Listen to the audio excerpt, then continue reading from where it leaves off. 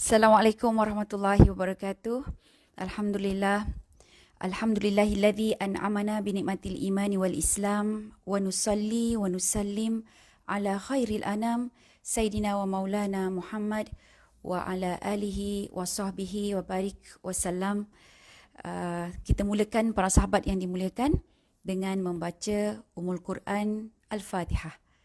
A'udzubillahi minasyaitonirrajim. Bismillahirrahmanirrahim. Alhamdulillahirabbil alamin. Ar-Rahmanir-Rahim. Maliki yaumiddin. Iyyaka na'budu wa iyyaka nasta'in. Ihdinas siratal mustaqim.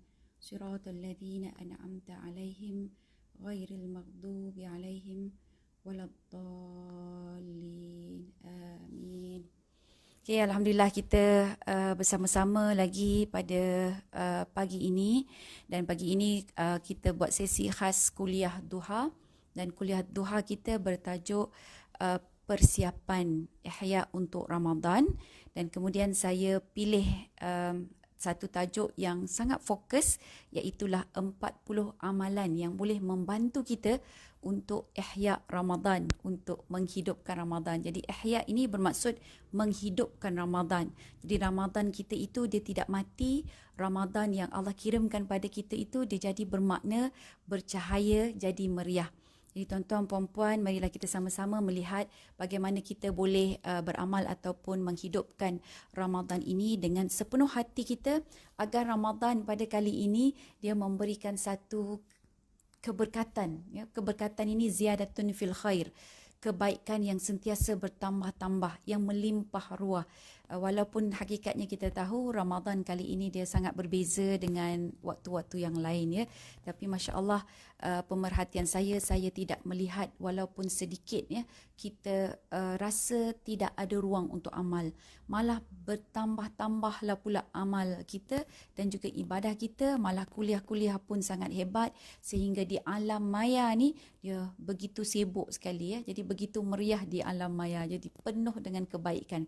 Jadi ini merupakan satu kelebihan, dan saya nak ucapkan terima kasih, tahniah kepada ahli jawatan kuasa muslimat, khususnya daripada Surau Cahaya SPK UU9 okay, Shah Alam. Jadi tahniah untuk program ini, dan mereka juga menyediakan ruang untuk tabung imarah, ya, Ramadan Surau Cahaya SPK. Jadi sambil kita mendengar kuliah ini, mungkin kita jeling-jeling lah kan account number diorang. Saya pun dah share dah dekat ruangan komen. Jadi boleh jeling-jeling, dan kemudian kita dapatkan peluang untuk okay, sekejap. Biasa teknologi macam tu lah kan. Okay. Jadi boleh kita bermenderma lah kan dalam bulan Ramadan ini, sebab bulan Ramadan ini derma kita akan dilipat kali gandakan sehingga 30 ke 70, dan ada yang sebahagian mengatakan sehingga ke 700 kali ganda, ya, yang dilakukan oleh kelebihan Ustaz. Baik. Okey, baik, kita akan mulakan. Maklumlah depan ni kita ni banyak gadget kan. Yang kecil ada, yang besar ada, yang terbalik ada, melintang pun ada, masya-Allah. Okey, jadi marilah kita lihat apakah yang boleh kita lakukan dalam setiap hari bulan Ramadan. Jadi sebelum terlambat, saya juga nak ucapkan kepada semua para sahabat yang dimuliakan, yang berada di hadapan saya, yang mungkin sedang mendengar, yang pasang dalam keadaan macam-macam style lah tu kan. Ada yang duduk, ada yang baru lepas solat duha, ada yang baru lepas tadarus, terus buka telefon, ada yang sambil baring kan. Yang sambil masak tak ada kan? Yang sambil masak tak ada. Okey, ke mungkin ada online bazar Ramadan ke? Alright, tak apalah. Jadi apa-apa pun yang kalian sedang lakukan, saya ucapkan tahniah, dan kita sama-sama mendoakan sahabat kita yang membuka ruang taman-taman syurga untuk masuk ke dalam rumahnya ini akan diangkat darjatnya oleh Allah Subhanahu Wa Taala, kerana kalian sedang menghidupkan Ramadan, dan kalian juga sedang menghidupkan jiwa, dan tak secara langsung sedang mengimarahkan masjid dari sebalik dinding rumah, ya. Allahu Akbar. Baik, mari kita lihat ada beberapa amalan, ya, yang sangat baik kita lakukan. Ada 40 amalan dan saya kira kita akan berhenti dalam pukul 11 suku macam tu. Dan kalau ada soalan ke apa ke, tepek je lah, ya. Okey, letak dekat ruangan komen ni. Nanti saya akan tengok, saya akan perhatikan kod-kod. Kalau saya boleh jawab, insyaAllah saya usahakan. Kalau misalnya kata tak boleh, kita sambung pada waktu lain lah kan. Okey, ya. Alright. Saya tengah tengok ni kalau ada komen ke apa ke. Baru muncul. Okey. Kita ada, alhamdulillah, nak baca sekejap, ya, nama sahabat kita ni. Sebab nanti kalau dah ramai sangat tak sempat nak baca.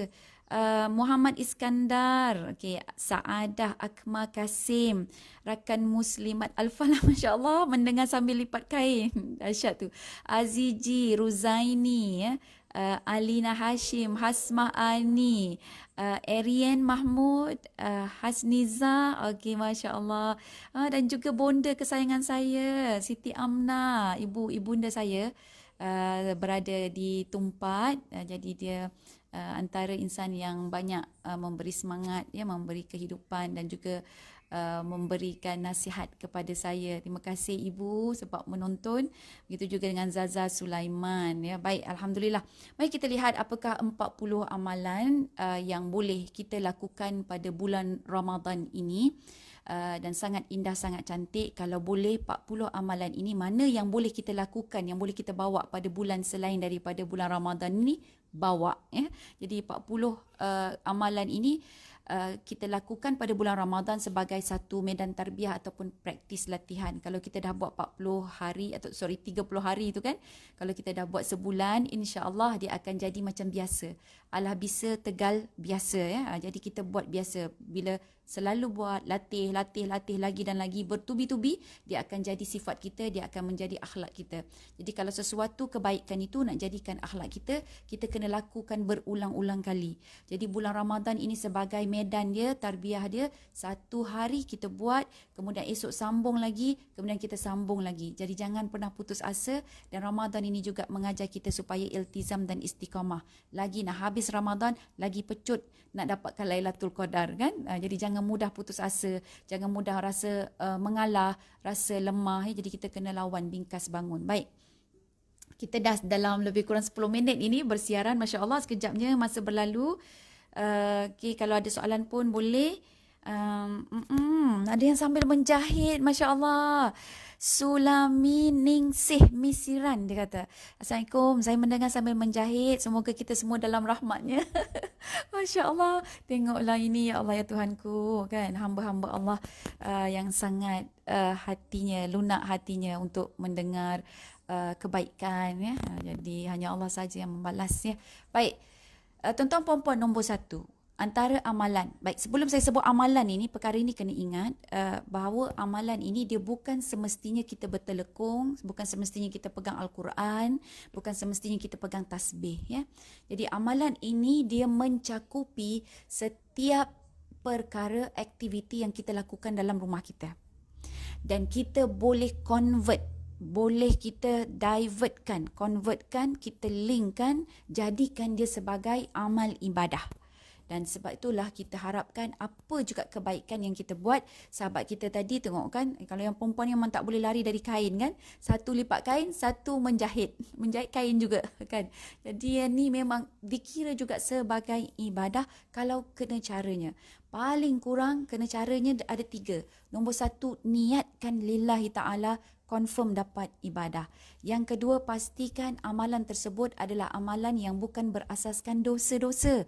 Menjahit, lipat kain, kita kemas rumah, ya, kita hias rumah, bersihkan diri, itu bukan dikira sebagai perkara yang maksiat, ya. Jadi perkara-perkara yang dosa, tidak. Tapi malah dia merupakan satu perkara yang sangat baik dan terpuji. Baik, kita niatkan. Yang ketiga, syarat dia adalah bila kita melakukan urusan tersebut, jangan sampai kita mengkesampingkan perkara-perkara yang wajib, perkara-perkara yang fardu. Contohnya kita lipat kain sampai luput Zuhur. Kan? Kita jahit ini sampai tertinggal waktu asar. Okey, yang itu tidak dikira sebagai ibadah sudah. Yang itu padah, tak jadi ibadah. Jadi jaga 3 syarat ini, insya-Allah setiap apa yang tuan-puan saudara-saudari lakukan, Allah akan angkat dia sebagai ibadah. Jadi kita membasuh kain ke, hatalah kita gosok baju ke, kan? Kita bersihkan telinga kita, bersihkan kita punya mata, itu juga dikira sebagai ibadah. Kan ikrar kita, inna salati wa nusuki wa mahyaya wa mamati lillahi rabbil alamin. Sesungguhnya solatku, wa nusuki ibadahku, ibadah yang khusus tu kan. Kemudian wa mahyaya, kehidupanku. Kita jahit baju nak hidup. Kita masak nak hidup. Kita bersihkan diri untuk kehidupan kan. Dan juga lipat kain pun kerana urusan-urusan kehidupan ini. Semuanya ini lillahi rabbil alamin, kerana Allah. Jadi mati kita pun nak jadi mati yang husnul khatimah, ya, ibadah kepada Allah Subhanahu Wa Taala. Baik sahabat-sahabat yang dikasihi, bila ada 3 ini okey. Jadi selamat, kita bersedia untuk masuk kepada 40 amalan yang boleh kita lakukan setiap hari. Ya, jadikan dia sebagai azimat kehidupan, sebagai motivasi kehidupan. Baik, 40 ni saya akan sebut. Kalau tak sempat salin, boleh tengok balik berulang kali. Ini kata taklah sampai tertinggal solat ustazah sayang. Kan insya-Allah tak ada, sebab sikit aja hari-hari dah basuh kan. Okey, jadi itu adalah syarat-syarat untuk kita dapatkan ibadah, ya, pahala ibadah dalam amalan kita. Okey, amalan yang pertama adalah bangun tidur dan bersegeralah untuk berwuduk. Ya, jadi bila kita bangun tidur, baca doa-doa yang sewaktu dengannya, terus segera berwuduk. Tujuannya untuk apa? Supaya kita terlepas daripada ikatan, simpulan dan juga perangkap syaitan. Syaitan ni, kalau kita bangun, pergi ke tandas sahaja, kan? Lepas tu kita buang air, kita tak ambil wuduk, waktu itu dia sangat suka. Jadi dia akan ikat kita, dia akan simpul kita, sama ada kaki kita atau tangan kita, kita akan rasa seronok sangat kembali dalam selimut. Ya? Jadi bangun tidur, kita pergi ke tandas, kita buang air, mungkin ada keinginan nak buang air, bersihkan diri, cepat-cepat ambil wuduk. Dan ambil wuduk itu dengan sepenuh hati kita, dengan jiwa kita, dengan kesedaran kita. Kita nak bersihkan diri kita, basuh muka kita, bersihkan muka kita, kan? Kita minta Allah bantu kita, berikan nur cahaya pada anggota-anggota wuduk kita dan sebagainya. Okey. Baik, itu yang pertama. Yang kedua, lepas ambil wuduk, alhamdulillah, terus pergi solat. Solat apa agaknya? Solat tahajud. Tidaklah solat duha kan waktu pagi tu. Okey, solat tahajud. Jadi solatlah tahajud walaupun hanya 2 rakaat. Sebab Allah Subhanahu Wa Taala dia telah sebut tahajud ini sebiji-sebiji di dalam Al-Quran. A'udzubillahi minasyaitonirrajim. Wa minal laili fatahajjat bihi nafilatan lak. Asa ayyab'asaka rabbuka maqamam mahmuda. Yang bermaksud wa minal laili, dan daripada malam tu sebahagiannya fatahajjat bihi, maka bangun solat tahajudlah. Nafilatan lak, jadikan dia sebagai amalan buatmu. Asa ayyab'asaka, mudah-mudahan Allah akan angkat kamu, akan utus kamu, rabbuka, ya, asa ayyab'asaka rabbuka maqamam mahmuda, ke tempat, ke darjat, ke maqam yang terpuji. Okey, jadi Allah sebut dah untuk ke makam yang terpuji. Jadi makam terpuji yang mana? Mestilah di sisi Allah. Mana tempat lagi yang lain yang terpuji berbanding di sisi Allah, kan? Kita dekat dengan Allah, tinggi kita di mata Allah. Jadi itulah darjat dan makam yang sangat baik. Okey, jadi kemudian selepas kita solat tahajud, cukup 2 rakaat. Walaupun 2 rakaat, kalau nak lebih tak apa, boleh buat 4, boleh buat 6, boleh buat 8, 12 ke, kan? Kemudian kita tutuplah dengan solat witir. Yang ini bagi sesiapa yang tak solat witir lagi semasa tarawih malam tu. Ya, okey, jadi tutup dengan witir. Dan insya-Allah sambunglah dengan doa. Lepas tu pergilah siapkan makanan sahur. Yang ini yang keempat. Yang keempat, buat persiapan, buat persediaan untuk makan sahur dan makanlah sahur. Jadi ingat, bila kita makan sahur tu bukan nak kenyang. Tak kenyang punya. Taklah sampai petang tu kenyang semacam sebab sahur. Tak ada, ya. Pukul 10 ni dah kerak-keruk balik, kan? Okey. Jadi tujuan kita makan sahur itu adalah untuk mendapat keberkatan pada bulan Ramadan tersebut, sebab kita digalakkan untuk apa? Untuk bangun sahur. Sahur ini adalah waktu yang sangat mustajab.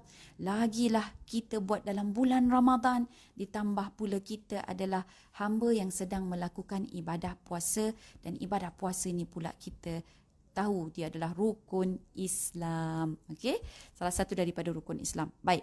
Kemudian yang kelima, akhiri waktu makan sahur itu sebolehnya rapat dengan waktu subuh. Serapat yang mungkin, tapi jangan sampai terlajak. Jadi ini sangat indah kerana amalan ini Allah sebenarnya nak jadikan kita selalu peka. Peka dengan apa? Perjalanan masa. Sebab suara saya dalam sini dengar pula. Saya kena pelankan sikit. Okey. Takut dia akan mengganggu kita punya sound. Baik. Sebab saya nak tengok apa kalau ada soalan nanti. Okay, Rosmah Rashid, best. Rosmah Rashid ini memang mata lebah. Mata lebah ni dia tak nampak lain, tak nampak najis, tak nampak yang jijik, tak nampak yang busuk, dia nampak yang indah aja. Jadi semua asal kuliah dia sebut best. Okey, terima kasih Bahaya Ahmad sekali. Baik.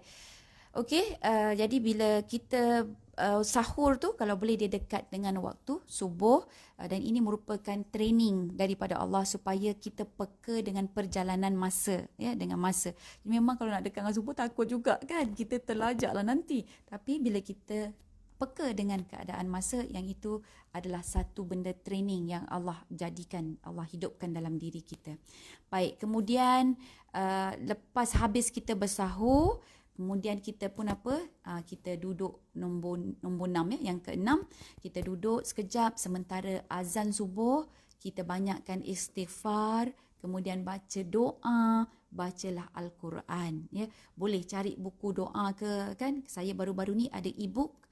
E-book tu saya compilekan aktiviti pada bulan Ramadan. Jadi Ramadan tu sangat mudah, all in one.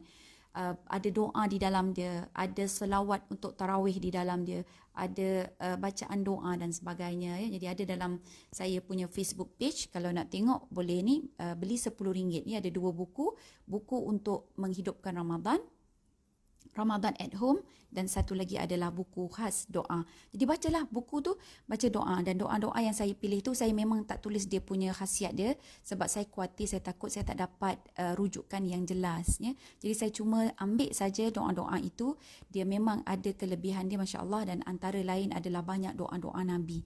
Jadi bila doa-doa Nabi yang kita petik daripada Al-Quran, kita akan rasa tenang dan confident kan, kita yakin bila baca doa itu, sebab ini adalah doa yang diucapkan, yang diungkapkan oleh para anbiya.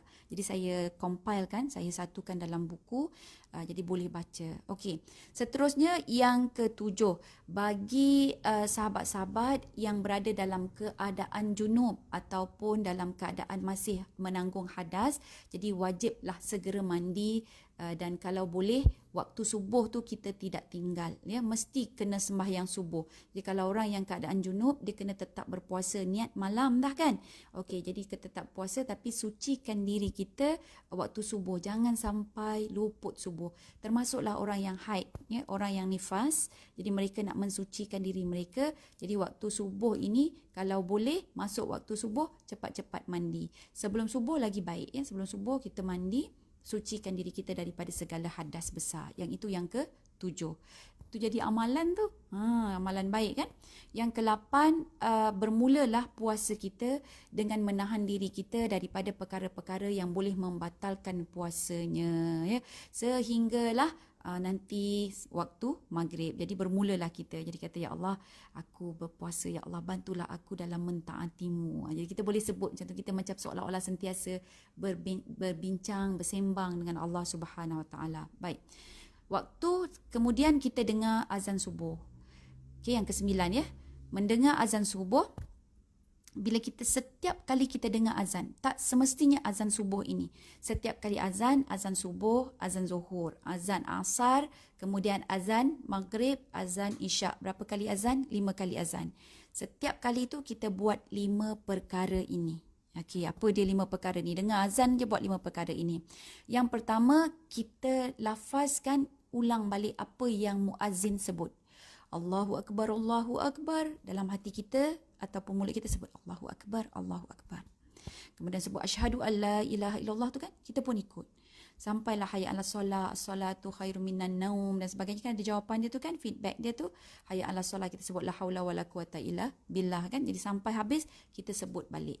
Dan kemudian lepas habis baca azan, muazzin dia azan, maka kita sambut azan tersebut dengan yang kedua baca apa? Solawat. Ya, kita baca solawat, dan selawat yang paling disukai oleh Nabi Muhammad sallallahu alaihi wasallam adalah selawat apa? Selawat Ibrahimiyah. Apa dia selawat Ibrahimiyah tu? Selawat Ibrahimiyah itu yang kita akan baca selawat Nabi, lepas tu kita ikut selawat juga kepada Nabi Ibrahim. Yang itu kita selalu baca dalam tahiyat akhir solat fardu kita. Okey, ambil selawat tu. Jadi sebelum kita baca doa azan, kita terus sambut dengan salawat Ibrahimiyah, ya. Dan lepas salawat Ibrahimiyah itu yang yang keempat, kita terus baca asyhadu alla ilaha illallah wahdahu la syarikalah wa anna muhammadan abduhu wa rasuluh, ya. Jadi kita baca yang tu. Kemudian kita baca terus sambung raditu billahi rabba wa bil islami dina wa muhammadin nabiyya wa rasulah. Okey, kita baca tu, ya. Baca syahadah, kemudian baca raditu billahi rabba wa bil islami dina wa bi muhammadin nabiyya wa rasulah. Kemudian sambung dengan apa? Ini yang terakhir, doa azan. Allahumma rabb hazihi da'wati tammah wa salatil qa'imah ati sayyidina Muhammadanil wasilata wal fadilah wasyarafa wad darajata aliyata rafi'ah wa ba'athu maqaman mahmudanil lazi wa'atta innaka la tukhliful mi'ad, ya. So kemudian kita baca doa azan. Lepas azan tu baca doa. Ni yang kelima. Doa apa Ustazah? Doa khusus buat ibu ayah kita. Doa khusus buat ibu ayah kita. Apa doa dia? Yang ini paling baik kita karang sendiri. Sebab memang bila saya kumpulkan doa-doa tu dalam himpunan buku doa, saya tak dapat banyak doa daripada Al-Quran buat ibu bapa. Jadi kita kena sedar, ya, kenapa Allah tak bagi doa sebiji-sebiji untuk ibu bapa banyak. Sebab ini adalah pelaburan bagi anak-anak yang soleh. Anak-anak yang soleh, anak-anak yang solehah, dia tidak akan lupakan ibu bapa dia, dia akan doa. Jadi dia perlu, kita ini nak layakkan diri kita sebagai anak soleh, solehah, tak kira lah umur kita berapa tahun pun, kita tetap anak kepada seseorang, kan. Kita ada ibu, kita ada ayah. Kita anak kepada seorang ibu, kita adalah anak kepada seorang ayah. Jadi kita karang khusus doa eksklusif untuk ibu dan ayah kita. Jadi mudah-mudahan dengan doa yang kita karang sendiri itu, ya, kita karang, kita usaha, bukannya banyak pun kita usaha ni kan, kita carilah doa-doa yang baik, kemudian kita kumpul, himpunkan, kita gubah doa kita sendiri khusus buat ibu dan ayah kita, khusus buat atuk dan nenek kita. Jadi kita punya moyang ataupun keturunan di sebelah atas, ya. Jadi doa selepas azan. Dan kemudian lepas selesai azan tu, barulah melaksanakan yang ke-10, melaksanakan solat sunat fajar sebanyak 2 rakaat, iaitulah solat sunat qabliyah. Okey. Yang ke-11, laksanakan solat subuh dalam keadaan berjemaah. Okey. Kita tak nak sebut dekat masjid sebab kita dalam ruangan PKP. Jadi waktu PKP ni kita tak boleh pergi masjid. Jadi apa kita boleh buat? Solatlah di rumah. Tapi jangan solat sendiri-sendiri, ya. Okey, panggil ahli keluarga semua, kumpulkan untuk solat subuh berjemaah. Baik. Seterusnya, yang ke-12.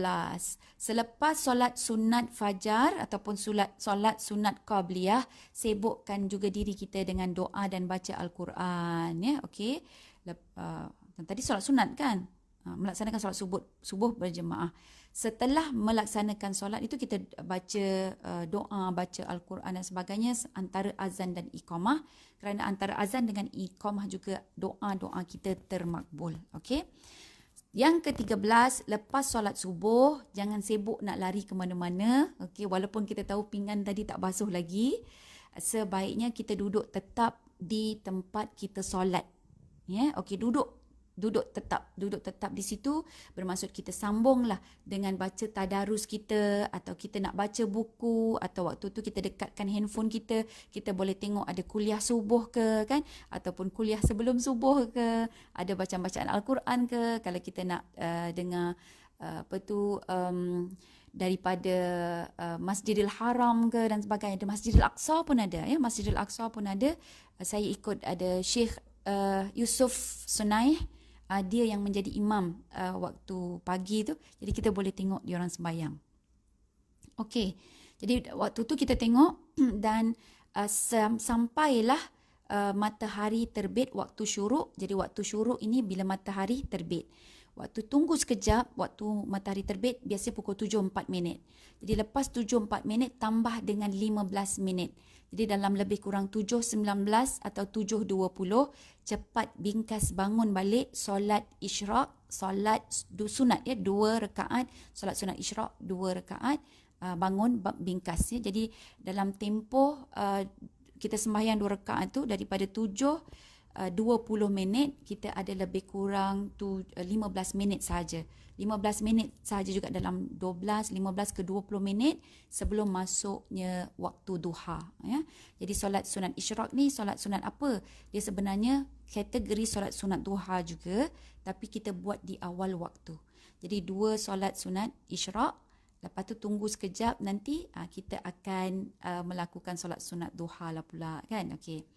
Baik, ya, jadi fahamlah tu, saya bagi ni sebab ada 40, kita baru sampai 13. Okey. Baik, kemudiannya yang ke-14, daripada lepas selesai solat sunat isyraq tu, kita lakukanlah, ya, dengan berjaga, berhati-hati supaya tidak melakukan perkara-perkara yang boleh membatalkan puasa kita, ya, makan, minum ataupun perkara-perkara yang memakruhkan, nak rasa itu, nak rasa inilah, sebab duk mengemas peti ais kan, tak habis-habis ni keluarkan bambaran dalam peti ais ke dan sebagainya. Sedap pula tengok tembikai sejuk ni kan, terasa lah pula kan. Okey, jadi berhati-hati, jaga supaya tidak mencacatkan puasa kita. Yang ke-15, mengelakkan sehabis baik untuk meninggalkan mengelakkan hal-hal yang diharamkan daripada lisan kita dan juga hati kita, mata kita, panca indera kita, ya. Jadi kalau lisan tidaklah berdusta ataupun berbohong ataupun kita mengecam, kan, sebab sekarang ni media sosial banyak kan. Jadi kita ni senang ni jari jemari kita ni senang aja nak tulis benda-benda, tak pun satu je jari telunjuk ni kita pun share benda apa, benda yang tak baik.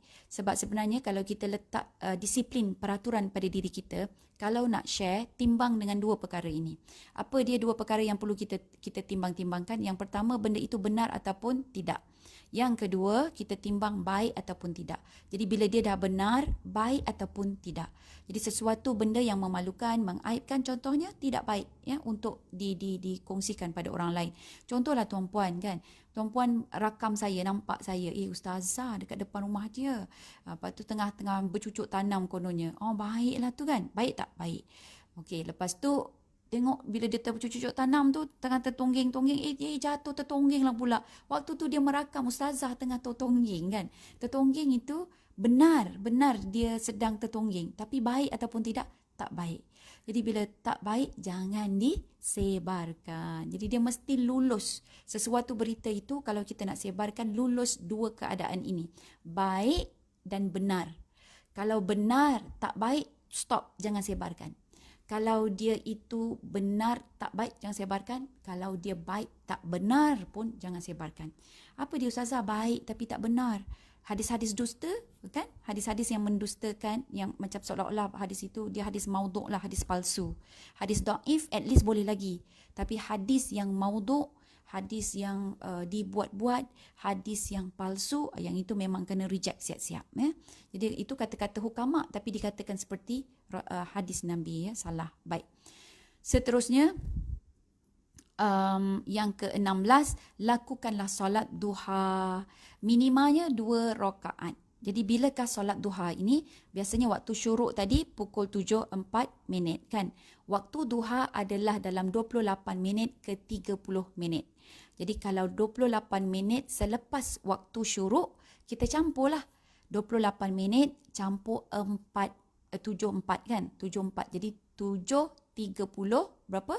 7.32 minit. So start 7.32 minit atau 7.35 minit dah mula solat duha kita tu, masuk solat duha.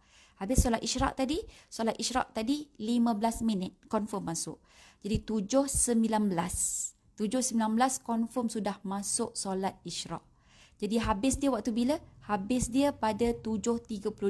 Sebab 7.32 dah masuk waktu duha. Jadi ingat ya, senang nak ingat ni. 15 minit selepas waktu syuruk masuk solat isyraq. Ya. 28 minit selepas waktu isyraq, 74 minit tu tadi. Selepas 28 minit selepas dia, masuk pula waktu solat duha. Okey. So kalau nak solat lambat sikit boleh Ustazah? Boleh kan. Habis tu kalau solat awabin dia adalah solat sunat yang dilakukan pada akhir waktu duha. Dia termasuk waktu duha. Jadi yang akhir itu kita panggil solat awabin kira-kira 9 minit sebelum masuk waktu zuhur. 9 minit sebelum masuk waktu zuhur. Tu tengok peka kan kita dengan masa. Okay, solat sunat awabin. Jadi awal tadi kita panggil solat isyraq. 15 minit selepas matahari terbit, iaitu 4 minit.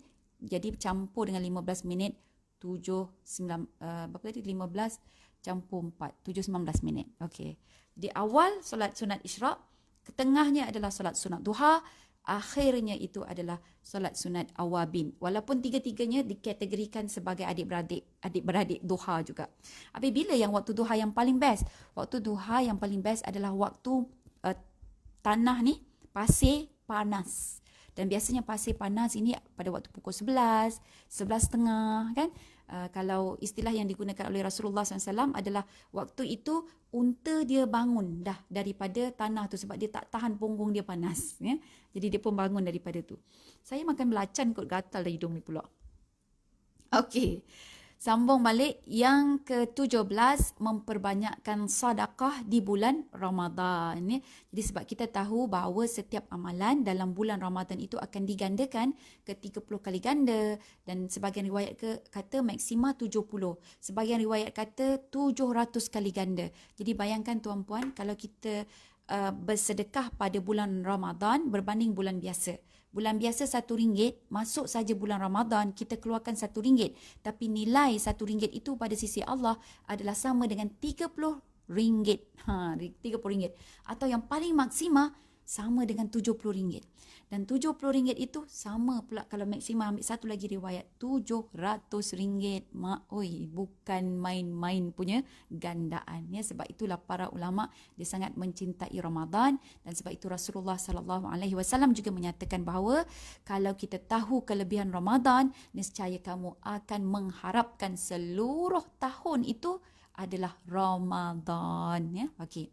Baik, yang ke-18, memperbanyakkan membaca Al-Quran, bahkan berusaha menghatamkannya di bulan Ramadan. Ya. Jadi saya yakin tuan-tuan puan-puan dah jadual tadarus, dan ada pula yang plan nak 2 kali khatam ke, 3 kali khatam ke. Sebut betul-betul ya, khatam. Ni katam kan, bukan katam. Khatam. Ya, dia ejaan dia KH. Ustazah. Khatam. Ya, alright. Okey, seterusnya adalah yang ke-19, tetaplah melakukan aktiviti rumah sebagaimana biasa. Okey, rutin sehari-harian kita. Sebaik-baik pekerjaan adalah pekerjaan dengan tangan sendiri. Boleh je kita order hidangan iftar kita dengan Food Panda ke Grab Food ke, sesekali bolehlah. Tapi sebenarnya lebih baik bila kita usahakan dengan tangan sendiri. Tak jadi pun tak apa kan. Makanan tak jadi pun tak apa. Resepi ikut dah tapi tak jadi kan. Tak apa. Itu permulaan. Setiap perkara mesti ada mulanya. Ada permulaannya kan. Jadi jangan cepat-cepat akhirkan. Jangan cepat-cepat putus asa. Okey. Ku Zaza kata nak tanya boleh? Boleh, tapi nanti saya akan pergi balik pada soalan tu. Selepas saya selesai ke-40 ni lah. Ya, okey. Kita pergi pula yang ke-20. Menjelang zuhur, maksudnya dalam pukul 12.30 macam tu, sempatkanlah untuk qailulah. Ya. Jadi kita sebut qailulah, bukan qailullah. Qailulah. Qailulah ni adalah macam sedikit. Qailulah. Kita sedikit tidur. Bukan banyak tidur kan. Ini ambil kau pukul 12, 1, 2, 3, 4. 4 jam tidur. Pukul 4 tu barulah fikir, ya Allah tak solat zuhur lagi. Kita kata kan. Lepas solat zuhur habis bagi salam, asar lah pula. kan. Okey, jadi kita ini jadual kita untuk ihya Ramadan, kita letak qailullah. Muda ke kita, tua ke kita, kecil ke kita, elok amalkan qailullah sebab ini datang daripada baginda Rasulullah sallallahu alaihi wasallam. Hari ini kan tuan-puan banyak sangat kajian sains ni kan, kajian-kajian barat baru dia temukan rupa-rupanya qailullah ataupun dia tak panggil qailullah, dia panggil nap. NAP. Nap ni tidur sekejap dalam lebih kurang 15 ke 30 minit, dia memberikan booster, memberikan tenaga kepada kita. Jadi kita buat ni bukan kerana kajian barat, tapi kita buat kerana Rasulullah sallallahu alaihi wasallam. Kita buat kerana sunnah Nabi, kita ikut Nabi, insya-Allah dapat lagi pahala berganda-ganda ya. Jadi itu amalan dia. Seterusnya yang ke-21. 21 ketika azan Zuhur. Dengar azan saja, cepat-cepat kuatkan sikit. Lepas habis azan, yang pertama ingat buat 5 perkara tu tadi lagi. Apa dia 5 perkara tu, ingat tak? Jadi yang pertama, cepat sambut azan bila dia baca azan, kalimah azan tu, kita respon. Habis sahaja azan, sambut dengan solawat Ibrahimiyah. Habis solawat Ibrahimiyah, kita terus baca syahadah kita. Lepas syahadah asyhadu alla ilaha illallah tu kan, kita terus baca apa? Baca raditu billahi rabba wa bil islami dina. Ini Sa'ad bin Abi Waqqas. Kemudian kita sambung dengan doa khas untuk ayah dan ibu kita.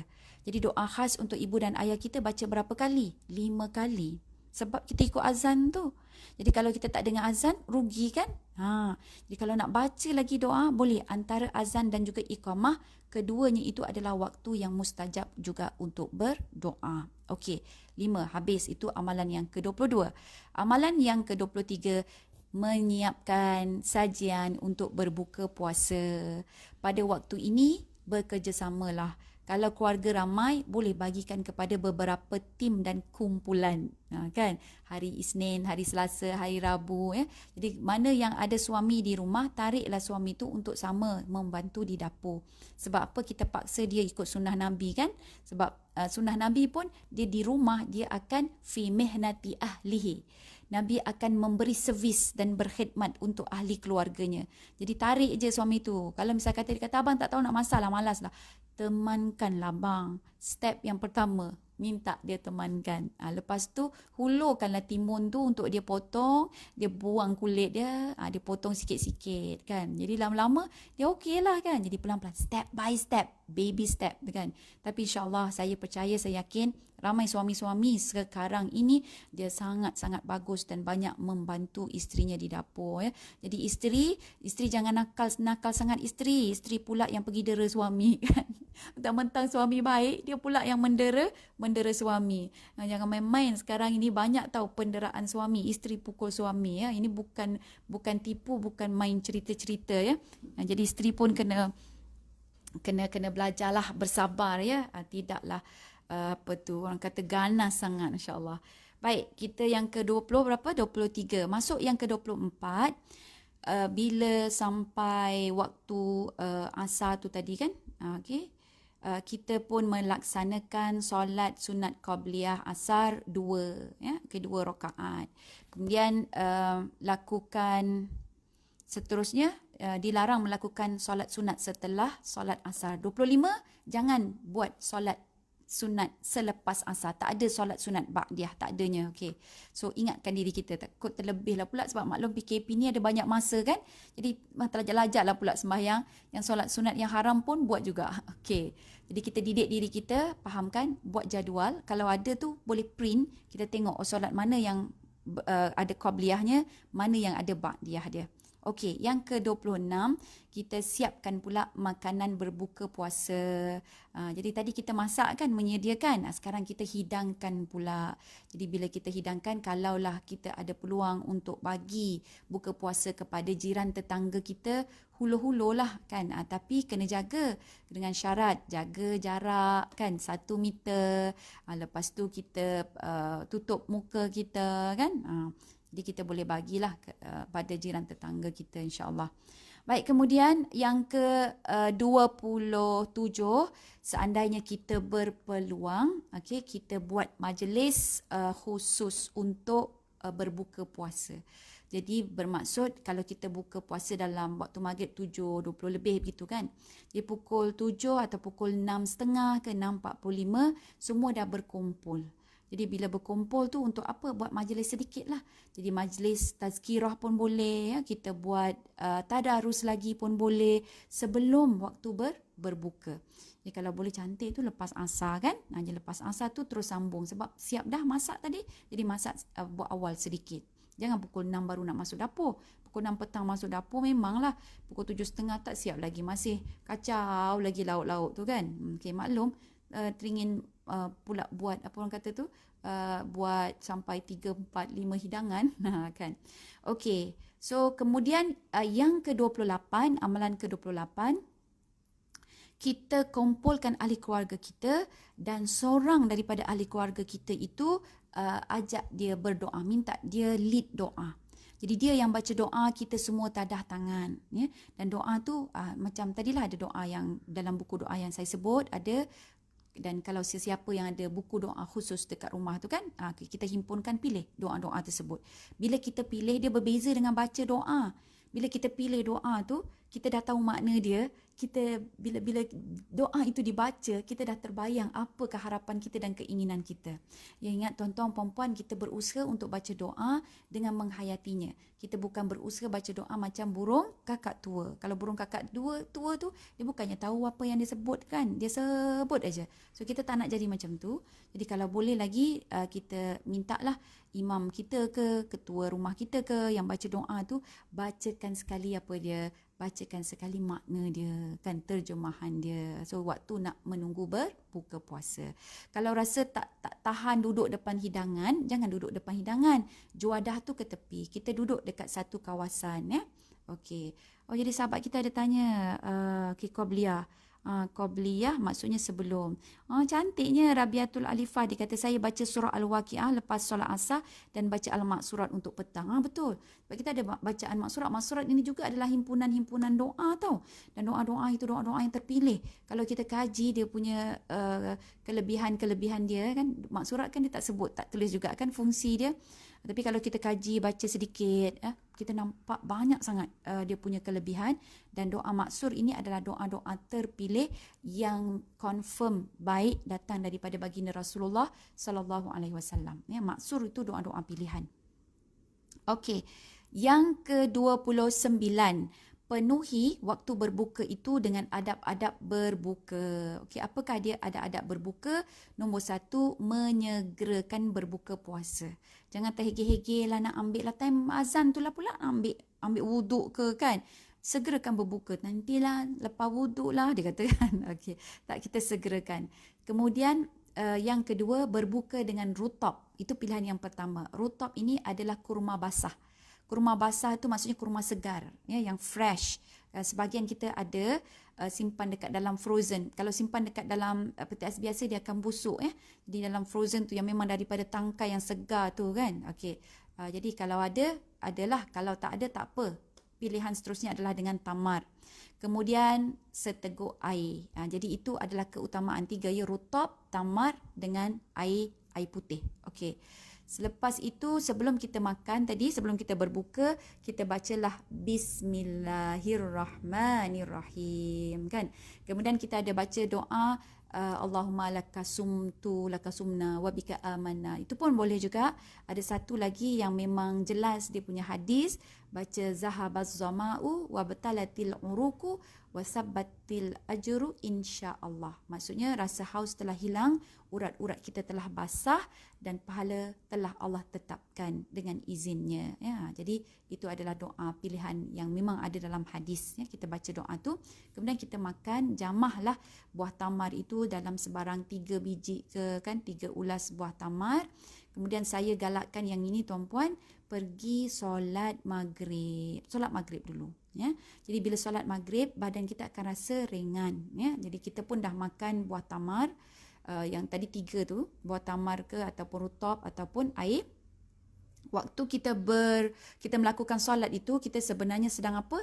Kita sedang menggerakkan kita punya jasmani, anggota tubuh badan kita, dan glukos yang kita dapat daripada buah tamar itu akan disebarkan dalam tubuh badan kita dengan mudah. Jadi kita membantu proses yang berlaku dalam perut kita dan kita tidak menzaliminya dengan makanan yang banyak secara tiba-tiba. Ya, terkejutlah dia pula kan. Semua 5 hidangan dah ada dalam perut. Bercampur bau dah macam rojak dah kan. Macam salad bercampur-campur dah dekat dalam perut. Dah rojak jadinya. Okey. Kemudian eloklah kita memberi makan pada yang berbuka puasa. Jadi waktu ini berebut-rebutlah untuk kita ambilkan buah tamar, kita suakan kan. Sendukkan nasi, sendukkan mi, capaikan air. Jadi kita membantu sesama kita. Kita sarankan kepada ahli keluarga kita macam tu. Jadi menyambut pinggan kan, hulur menghulur. Ini juga adalah amalan yang kita boleh lakukan sewaktu PKP. Tapi kalau tak sewaktu PKP, kita akan mungkin kita akan jamu orang berbuka puasa, betul tak kan? Tapi kalau waktu PKP kita agak terhad. Jadi kalau misal kata kita nak jamu pun boleh, hanya persatuan-persatuan ataupun NGO yang tertentulah kan yang boleh memberi menjamu orang yang berbuka. Okey, seterusnya adalah mendoakan orang yang beri makan berbuka, ya. Jadi kita doakan orang yang menyediakan kita makan ni. Siapa yang menyediakan kita makan? Mak kita, okey, mungkin isteri kita, adik-beradik kita, doakan mereka. Dan antara doa yang pernah saya baca itu, kita baca Allahumma at'im man at'amana waski man saqana. Maksudnya, ya Allah ya Tuhanku, berilah makan, kenyangkanlah orang yang memberikan aku makan ini dan hilangkanlah kehausan bagi orang yang memberikan aku minum ini. Jadi lebih-lebih lagi kalau kita niatkan supaya dia tidak lapar, tidak dahaga di padang mahsyar kelak kan. Lagi best, sebab itulah dunia kita kan. Baik, akhirnya teruskan dengan minum dengan 3 kali nafas dan baca bismillah, ya. Jadi kita jangan bernafas dalam cawan. Jadi bila kita minum, seteguk, dua teguk, 3 teguk. Lepas tu ketepikan. Tarik nafas. Lepas tu minum seteguk. Lepas lagi kan. 1 teguk, 2 teguk, 3 teguk. Bernafas di luar, ya. Di luar daripada bekas minuman itu. Kemudian yang ni yang last, berdoa selepas makan dengan ucapan yang paling minima, alhamdulillah. Ya, kalau nak sambung, alhamdulillahillazi at'amana wa saqana wa ja'alna minal muslimin. Itu yang panjang lah. Kalau pendek, alhamdulillah. So tolong jangan lupa yang alhamdulillah. Bismillah kita selalu tak lupa, alhamdulillah kita selalu lupa. Sebab ada hadis disebutkan mafhumnya, Allah sangat-sangat berbangga dengan hamba-hambanya yang mensyukuri dan menyebut alhamdulillah selepas menikmati apa yang dianugerahkan oleh Allah. Jadi makanan itu adalah anugerah daripada Allah. So jangan lupa sebut alhamdulillah. Okey. Baik, kemudian yang ke-30 kan, tadi azan berkumandang kan. Jadi sambil kita berbuka puasa tu, jawab azan, kemudian berdoa setelahnya. Jadi ingat 5 perkara tu tadi. Okay. Yang pertama jawab, kemudian kita sambut dengan solawat, lepas tu kita baca syahadah, kemudian kita baca raditu billahi rabba, sambung dengan doa selesai azan, lepas tu doa buat ibu bapa. Okey, 5 ya. Dan kemudian yang ke-31, tunaikanlah solat maghrib secara berjemaah. Dan kemudian buatlah solat sunat dia kan, rawatib, ba'diyah. Okey. Kemudian yang ke-32 membaca zikir petang. 32 membaca zikir petang ni yang mungkin maksurat lepas asar tu pun boleh juga ya. Jadi zikir malam pun boleh. Biasanya kalau membaca zikir waktu petang, waktu malam ni kita nak istighfar kan. Yang tu sangat baik. Sebelum kita tidur kita banyakkan istighfar. Kita nak baca selawat juga pun boleh. Okey, yang ke-33, okay, makan hidangan berbuka puasa bersama dengan keluarga. Ya, jadi jangan makan seorang-seorang. Bila kita makan berjemaah, kita cari ahli keluarga. Yang itu pun sangat bagus. Ya, 33 amalan dia makan bersama. Kalau saya seorang-seorang je, Ustazah. Saya duduk dekat apartmen ni PKP, tak boleh keluar. Dah seorang-seorang aja ni, Ustazah. So, apa salahnya? Baiknya kita buat video call dengan ahli keluarga kita. Buat video call, dia orang makan, kita pun makan. Jadi itu dikira makan bersamalah dalam keadaan yang terbatas. Memang kelakar bunyinya, tapi itulah sehabis baik untuk kita melaksanakan amalan sunnah Nabi Muhammad sallallahu alaihi wasallam. Baik ya. Seterusnya yang ke-34. Okey, Ustaz ada ni tak? Apa ni? Cable charger. Ya, untuk my ni iPad. Sekejap. Okey. Kemudian yang ke-34, siapkanlah diri untuk solat isyak dan juga tarawih. Caranya dengan kita berwuduk, kalau belum mandi lagi cepat-cepat mandi, ya, okey. Kemudian memakai wangi-wangian, tak sempat ke? Sempat tu lepas solat maghrib, ya. Dia kalau nak sempat ni itu yang ikut yang saya sebutkan tadi. Lepas saja azan kita buat baca doa semua tu 5 benda tu, okey, kita ambil buah tamar, air putih, kita terus sembahyang. Jadi bila lepas sembahyang maghrib tu, kita makan pula. Bila kita makan tu, makan ramai-ramai lah kan. Jadi bila makan, dia sebelum pukul 8 dah habis dah. Jadi bermaksud kita ada banyak masa lagi untuk kita persiapkan diri ke solat isyak dan juga tarawih. Jadi kita persiapkan diri nak mandi ke, nak pakai wangi-wangian ke, pakailah bedak sikit kan kat rumah tu, nak pakai bedak ke, nak pakai celak ke untuk solat isyak dan juga tarawih. Jadi kita pun solat sebab kat rumah je pun tak ada masalah. Baik, seterusnya azan isyak berkumandang yang ke-35, azan isyak berkumandang, maka kita pun menjawab dan baca doa 5 itulah yang tadi. Okey. Kemudian doakan ibu dan ayah kita, lepas tu kita lakukan solat isyak secara berjemaah. Jangan lupa dia punya solat sunat ya, ba'diyah isyak. Okey. Kemudian yang ke-36, laksanakanlah solat tarawih berjemaah dan sempurnakan bersama dengan ahli keluarga. Tapi dia ada satu syarat di sini, dia kena melakukan qiyam Ramadan. Qiyam Ramadan ini rupa-rupanya dia solat tarawih ikut imam daripada mula sehingga habis. Maksudnya kalau imam solat 20 rakaat sambung dengan witir ya 3 rakaat dan lepas tu imam berzikir dan sebagainya, kita ikut sampai habis. Apa ganjaran dia? Ganjaran dia adalah kita dianggap siapa yang melakukan, kita dianggap melakukan qiyam Ramadan atas dasar iman dan mengharapkan pahala daripada Allah, dan niscaya dosa-dosanya yang lalu akan diampunkan ya. Okey. Jadi kita tidak pergilah sehingga imam selesai. So bila kita tak pergi sehingga imam selesai, maka seseorang itu akan tercatat ya, dia punya ganjaran dia, dia seolah-olah dia melakukan solat semalam suntuk ya, sepanjang malam. Jadi itu syarat dia. Syarat dia jangan tinggalkan imam ya. Okey. Baik, yang ke-37 membaca doa setelah solat witir, yang ke-38 membaca tadarus Al-Quran ya. Kemudian yang ke-39 kita berniat untuk bangun malam. 39 niat kita, niat yang penting untuk bangun malam. Dan yang ke-40 tidurlah awal ya, tidur awal. Bila kita tidur awal, yang ini sebenarnya kita sedang mengikut sunnah baginda sallallahu alaihi wasallam. Seterusnya bangun, dia ulang baliklah kan, jadilah kita 24 jam Ramadan, amalan 40 amalan yang boleh kita buat satu hari semalam. Okey, kalau nak tambah lagi, kejutkan ahli keluarga. Sebab kejutkan ahli keluarga ini merupakan salah satu daripada perkara-perkara yang dilakukan oleh baginda Nabi Muhammad sallallahu alaihi wasallam, khususnya pada 10 malam yang terakhir. Okey, dah dapat dah 40 tu. Masya-Allah, sempat dah menulis, kelenguh dah tangan jari jemari. Ke tak tulis? Kalau tak tulis tak apa, misal kata macam terlepas ke apa ke kan, tengok lagi ya, kita punya Facebook live ni insya-Allah akan dikongsikan. Jadi yang ini saya nak tengok pula.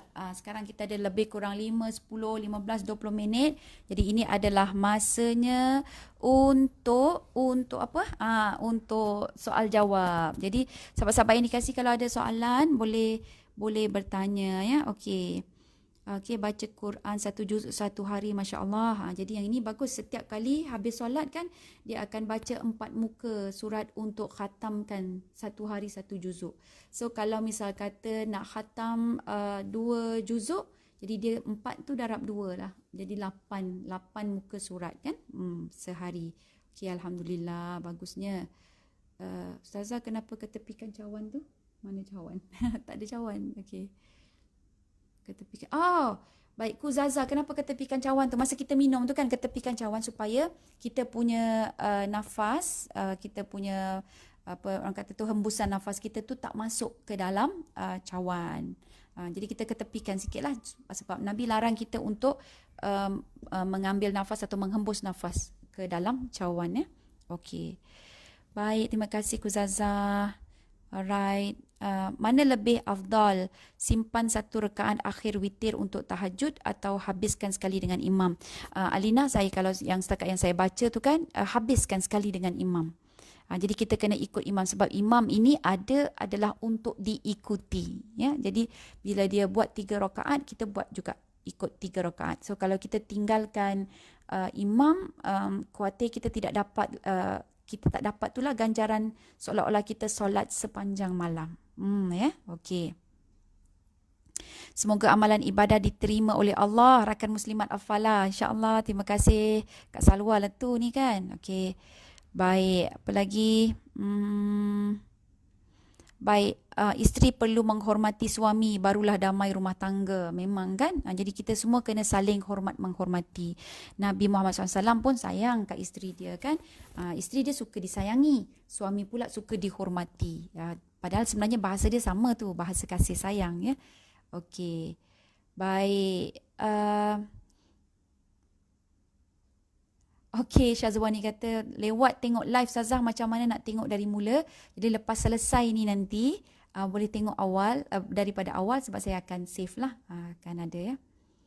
Azan dari handphone boleh ke Ustazah?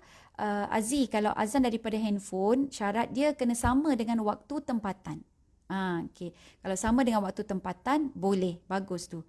Dan kalau boleh lagi, bagus lagi, kita minta anak kita ke kan lelaki ke ketua keluarga ke azan bila waktu azan kan jadi di rumah kita pun dikumandangkan azan. Jadi bila anak-anak kita ataupun kaum lelaki kita dia melakukan azan, dia azan, kita pun buatlah yang 5 perkara tu. Kita jawab satu persatu sebut, kemudian kita respon dengan salawat, kita sambung dengan syahadah kita, kemudian kita sambung dengan baca raditu billahi rabba wa bil islami dina, kemudian sambung dengan doa azan dan seterusnya akhir sekali adalah doa buat khusus buat ibu dan ayah kita ya. Okey. Ustazah, kalau nak pergi ke kubur bulan puasa ini boleh, tak ada masalah kita menziarahi kubur kan. Jadi situ mengingatkan kematian dan sebagainya. Cuma kita berhati-hatilah. Sekali lagi jarak kena jaga, penjarakan sosial ya. Lepas tu kena cepat balik. Jangan pula kita melepak memanjang di sana kan. Jadi tidak ramai gitu okey. Baik, apa lagi? Okey, Assalamualaikum Ustazah. Pukul berapa ya Qailullah? Qailullah ini dia ada 2 pandangan. Ulama ada mengatakan sebelum zuhur. Yang ini majority. Pandangan majority dia mengatakan sebelum zuhur dan yang terbaik itu antara dalam pukul 12 ya. Selalunya kalau lepas solat duha lah 11.30, 11.45. Kemudian kita nak tidur sekejap pun boleh. Qailullah sebelum zuhur. Pukul 12.30 sebelum zuhur ya. 12.45 itu pun sebelum zuhur. Itu adalah waktu Qailullah. Okey. Tak sempat nak catch up. Itu ulama yang pertama, majority. Tapi sebahagiannya mengatakan boleh sebelum asar. Jadi kalau kita tak sempat Qailullah lepas zuhur tu kan, sebelum zuhur, kita boleh buat sebelum zuhur, iaitulah sebelum pukul 4. Okey ya. Lepas zuhur. Lepas zuhur sebelum asar. Okey. Boleh tak Ustazah share perkara-perkara yang Ustazah bincangkan dalam Facebook? Ustazah tak sempat nak buat nota. Ya ke 40 nanti insya-Allah kalau saya sempat saya salin lah ya. Okey. Sebab lepas ni ada benda lain pula. Okey. PKP menyekat kelancaran sedekah kerana masih ramai yang tak pandai menggunakan sistem online. Betul juga. Tapi pada pandangan saya, apa kata kita jadikan musim PKP ini sebagai satu momentum untuk kita bingkas, kita belajar macam mana kita nak gunakan online, ya. Dia tak kira usia ni, boleh je gunakan macam mana nak buat itu, macam nak buat ini untuk online dan sebagainya. Sebab kalau nak online kan banking, kita kena pergi ke ATM dululah, kita aktifkan ke apa ke kan. Jadi kita belajarlah sedikit. Sebab ingat, bila kita belajar untuk beramal, dia punya ganjaran lagi hebat. Nak pula belajar dalam bulan Ramadan. So bila kita belajar dalam bulan Ramadan, dahsyat dahsyat. Saya nak bagi ni masih ada masa lagi, saya nak bagi contoh, ya. Bagi contoh bagaimana dahsyatnya pahala di dalam bulan Ramadan. Saya suka kalau kita kira dalam bentuk ringgit Malaysia. Sebab bila ringgit Malaysia tu kan, mata kita macam segar je nampak ringgit ni kan. Macam faham saja kan. Dia bila dinilai kan, dia akan cepat faham. Okey. Contohnya lah kita kan, ini RM1. RM1. Contoh. Kita solat sendiri. Solat sendiri kita dapat satu pahala. Ada pahala berganda? Tak ada, ya. Tapi kalau kita solat berjemaah, dia dapat 25 ke 27 kali ganda. Baik, saya nak ambil 27, ya. Kita ambil 27. Alright. Dia didarabkan 27 lah kalau solat berjemaah. Habis tu markah solat kita terletak kepada sejauh mana kita khusyuk. Solat kita tu markah dia terletak pada khusyuk. So kalau kita khusyuk dalam solat kita, markah kita banyak. Okey, kalau kita tak khusyuk, markah kita kurang. Lagilah kalau lalai, zero, na'uzubillah. Baik. Tuan-tuan dan puan-puan, kita kalau nak kira, senang saja. Bila kita dalam solat, kita berjemaah, solat kita tu, okay, kita ambil contohlah waktu berjemaah. Okay. Waktu berjemaah, sembahyang kita susah nak khusyuk, betul tak? Tapi letaklah khusyuk tak khusyuk kita dapat satu markah sahaja. 1/10 dapat satu markah sahaja. Jadi satu markah itu darabkan dengan 27. Akhir sembahyang kita tu, bila kita bagi salam, Assalamualaikum warahmatullahi, Allah lipat gandakan kita punya pahala khusyuk solat itu kepada 27 kali ganda. Jadi kalau dapat markah solat 1, darab 27, satu tadi, darab 27, menyamai 27 ringgit. Okey. Berbanding kita solat sendiri-sendiri. Sebab apa? Sebab nak khusyuk. Solat dengan budak-budak ni tak khusyuk lah Ustazah. Nampak dia orang tergaru sana, tergoyang sana sini. Lepas tu gelak-gelak lah kadang-kadang. Cucu saya pun mengacau. Saya tak boleh lah khusyuk. Saya tutup pintu Ustazah. Saya solat sendiri. Boleh? Boleh, tak ada masalah. Tapi sekali lagi, kalau dia dapat markah solid untuk khusyuk itu 10 markah. Jadi 10 markah darab berapa?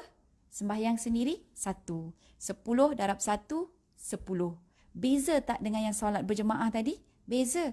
Walaupun hakikatnya dia dapat 1 markah kerana khusyuk, sebab dia berjemaah, ganjaran dan Allah arahkan kita, galakkan kita untuk berjemaah ni banyak sangat dia punya pahala. Sebab pahala yang tinggi sabar tu, sabar dalam berjemaah kan. Okey, jadi kena ada kesabaran. Jadi kita kena pakai jaket sabar waktu solat berjemaah. So Allah gandakan 27. 27 dengan 10 mana banyak? Mana banyak? Mestilah 27 kan. Jadi solat berjemaah itu lebih banyak walaupun hakikatnya markah dia sedikit satu. Okey. Itu adalah pahala pada hari-hari biasa. Pada hari bukan Ramadan. Tapi perasan. Okey, kita sambung balik ya tadi. Okey, kat mana kita tadi? Alright, kita sedang menceritakan tentang pahala. Masya Allah.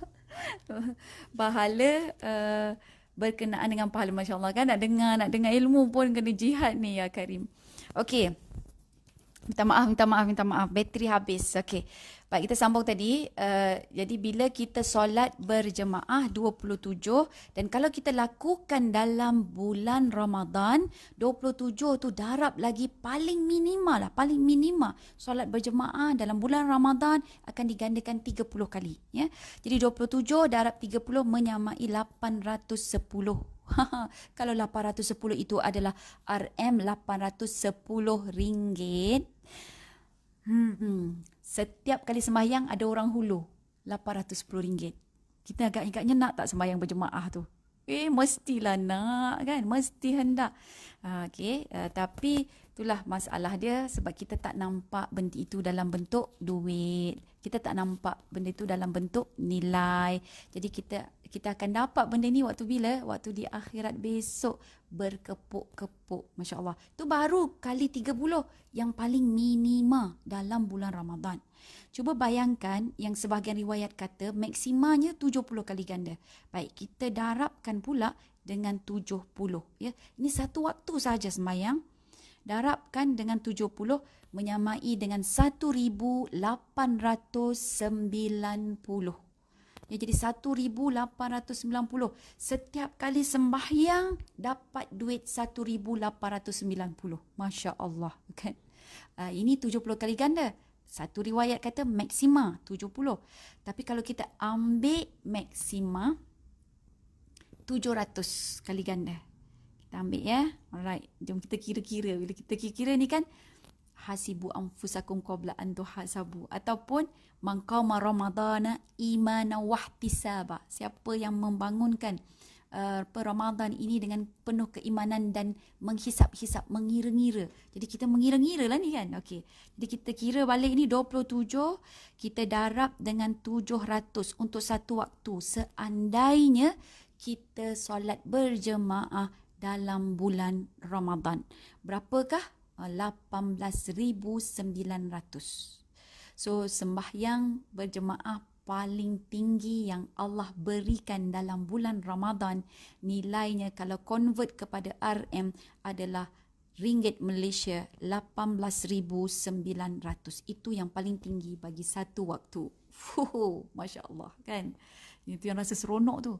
Sebab tu tuan-tuan dan puan-puan, para ulama menangis bila bulan Ramadan pergi. Sebab dia nampak gandaan-gandaan ini. Dan pada kehidupan mereka, sampailah dia jumpa dengan bulan Safar. Maksudnya 6 bulan. Start daripada bulan Ramadan. Kemudian 6 bulan berikutnya, mereka sentiasa merayu pada Allah untuk taqabbal minna ya Rab, taqabbal a'malana ya Rab, taqabbal ibadatana ya Rab, taqabbal salatana ya Rab, taqabbal siyamana ya Rab. Maksudnya apa? Ya Allah, terimalah amalan ibadahku ya Allah, terimalah solatku, terimalah puasaku, terimalah segala amalan-amalan kebaikanku ya Allah. Dia nak Allah terima. Dia doa tu waktu bila start daripada bulan Ramadan 6 bulan berikut. Bulan Ramadan, Syawal, kemudian Zulkaidah, Zulhijjah. Lepas tu masuk Muharram, Safar. Jadi 6 bulan. Safar, sampai Safar berdoa dalam keadaan sebegitu rupa. Masya Allah, 18,900 untuk satu waktu kalau maksima. Okey, kita tak nak kira yang maksima. Kita ambil yang minima saja. 27 darab 30. Okey, itu untuk satu waktu. RM810. Jadi kita darabkan, itu yang paling minima, 30 kan? 810 darab dengan 5. Sebab apa? Sebab kita sembahyang 5 kali sehari. Jadi 810 darabkan dengan 5 waktu solat tu kita sembahyang, kita dapat RM4,050 sehari. RM4,050 sehari. Habis saja solat isyak, dapat. Ini fardu je. Kita kira yang fardu je ya. Dan kita kira pada gandaan yang paling minima, 4,050. Cuba darabkan dengan satu bulan Ramadan. Nak tak? Kita darabkan pula dengan 30. Ini kita ambil 30. Tuan-tuan dan puan-puan yang tertera di sini, Masya Allah. Ni nampak tak? Berapa agaknya? Tertera. Nak sebut pun rasa macam terharunya, Masya Allah. Nak keluar air mata kita ni kan. Dapat berapa? 121,500. Nampak tak? Tak nampak 121,500. Okey, terbalik. Tak apalah. Okey, 121,500. Jadi 121,500 menyamai RM121,500 kalau kita convert kepada ringgit Malaysia. Masya Allah. Habis sahaja Ramadan, kita dapat 121,500. Tapi kalau tak ada Ramadan, kita buanglah. Jadi kita cuma 27. Alright. Kita cuma dapat 4,050. Jadi 4,050 aja. Itu untuk waktu-waktu biasa saja. Kan? Alright. Itu pun, tapi kalau kali 30, 27. 27 Okay. Macam itulah kiraan dia. Masya Allah, ratus-ratus dah jadi jutawan lah lepas tu kan kita. Ribuan-ribuan jadi jutawan. Itu belum, itu baru solat fardu. Belum lagi amalan-amalan lain. Belum lagi kalau tuan-tuan perempuan melakukan amalan yang 40 amalan kita sebut tu tadi.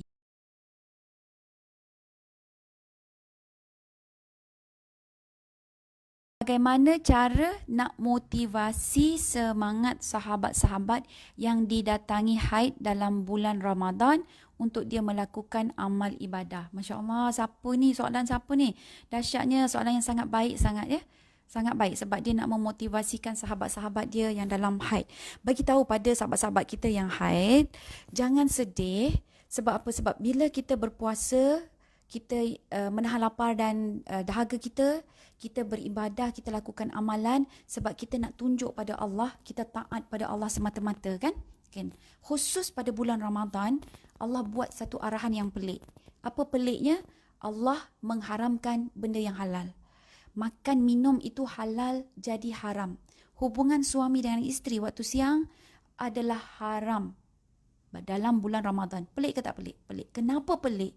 Sebab Allah nak buktikan siapakah di kalangan hamba-Nya ini yang semata-mata taat pada Allah.